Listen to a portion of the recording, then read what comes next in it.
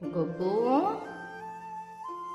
গপু, ওতো, ওতো, তোমার দুটো দুধ তো পাখা, তোমার ঘুমো আর ঘুমো, উঠতে ইচ্ছে করে না। চলো ফ্রেশ হয়ে নাও।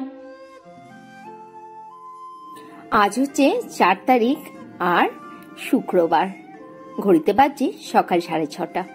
আজকের ব্লগটা এখন শুরু করছি। তোমরা সবাই নিশ্চয়ই খুব ভালো আছো। আমি তো আজ খুব ভালো আছি। কেন ভালো আছি প্রশ্ন, তাই তো? দাঁড়াও বলছি।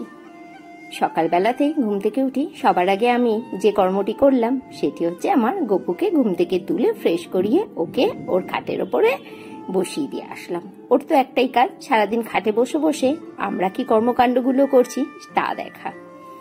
তারপরে চা পর্বটা সেরে নিলাম। আর কেন আনন্দ, তাই তো বলছি। দেখলে আমি ব্রিটানিয়া বিস্কিট ঢাললাম কৌটোর মধ্যে।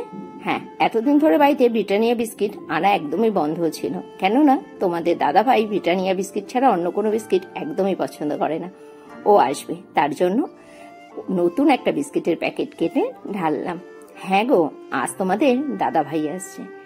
অনেক দিন ধরে যে দিনটার অপেক্ষায় ছিলাম, আজ হচ্ছে সেই দিনটা। আর আজ যে আমার কতটা আনন্দ হচ্ছে সেটা তোমরা নিশ্চয়ই বুঝতে পারছো। ছেলে মেয়ে সবাই খুব আনন্দ করছে, পাপা আসবে বলছে। আর যে আসছে সে তো এক গাদা আনন্দ নিয়েই আসছে।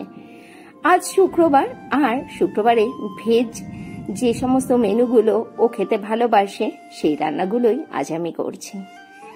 ওর তো রান্নার মানে খাওয়ার জন্য বড়সড় লিস্ট দিয়েছে, আর একটা একটা করে সবগুলোই খাওয়াবো। দেখো না, পটল আলুর তরকারি করছি। নিরামিষ পটল আলুর তরকারি খেতে খুব ভালোবাসে তোমাদের দাদা ভাই। আর করছি বাঁধাকপি। আজ তো বাঁধাকপিটা একটু স্পেশাল করে রান্না করার জন্য গরম মশলা বেটে দিয়েছি। এখন বাজে 3:20। প্রতিষ্ঠাও চলে এসেছে স্কুল থেকে। ও আর একটা জিনিস দেখো, নতুন টেবিল ক্লথও পেতেছি আমি আজকে টেবিলে। আরে বাড়ির মানুষটি বাড়িতে আসছে, সবকিছু তো নতুন করে সাজাতেই হবে, তাই না? টেবিল ক্লথটা অনেকদিন আগে এনে রেখেছিলাম, কিন্তু আজ পাতলাম। আর দেখে নাও আজকে আমি কি কি রান্না করেছি। দাঁড়াও, ঢাকনাগুলো আগে সব খুলে নি। রান্না করেছি আলু পটলের তরকারি, বাঁধাকপি, আর উচ্ছে আর লাউ দিয়ে তেঁতোর ডাল, করেছি ভেন্ডি পোস্ত। মটরের ডালের বড়াও হবে। ডালটা বেটে ফ্রিজে রেখে দিয়েছি, রাত্রেবেলাতে আসলে গরম গরম ভেজে দেব।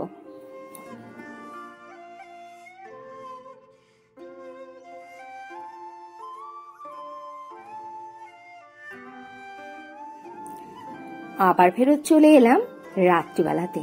এখন কটা বাজে জানো? রাত্রির 11:15। তোমাদের দাদা ভাইকে আনতে যাচ্ছে স্টেশনে।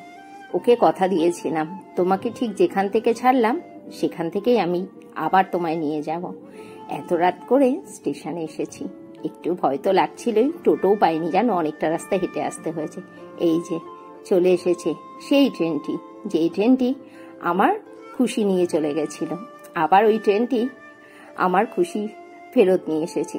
জানি এটা সাময়িক, তবুও কিছুদিনের জন্য আনন্দটা তো আর বেশি দিন থাকবে না। তবুও খুশির মুহূর্তটা তোমাদের সাথে কি করে না শেয়ার করি বলো তো। আর এই যে স্টেশনে হচ্ছে আমাদের দোকান, আর ওই যে দোকানে রয়েছেন উনি হচ্ছে আমার বাবু। আর এই যে তোমাদের দাদা ভাই শ্বশুরমশাইয়ের কাছ থেকে চা খেয়ে নিল, আর এখন ঘড়িতে রাত্রি 11:30 বাজে। আর এই যে এসে কিনে নিল মিষ্টি। আর কি আর বলবো, দেখতেই পাচ্ছ খুব খুব আনন্দ। বুকের ভেতরে অনেকটা খালি জায়গা ছিল, যেন ওকে জড়িয়ে ধরে, একে অপরকে জড়িয়ে ধরে সেই বুকের খালি জায়গাটা ভর্তি করার চেষ্টা করছি। আর ও চলে গেছে বাথরুমে ফ্রেশ হতে। আর দুপুরবেলা যে ডালটা বেটে রেখেছিলাম ওটা দিয়ে করে নিলাম বড়া। ভাতটাও করেছিলাম রাত্রেবেলাতে। চলো এখন ডিনারটা সেরে নি। সেই দুপুরের খাবারগুলোই রয়েছে, আর আসার সময় তো মিষ্টি নিয়ে এসেছে। আজকের ব্লগটা তাহলে এখানেই শেষ করছি। Tata, good night.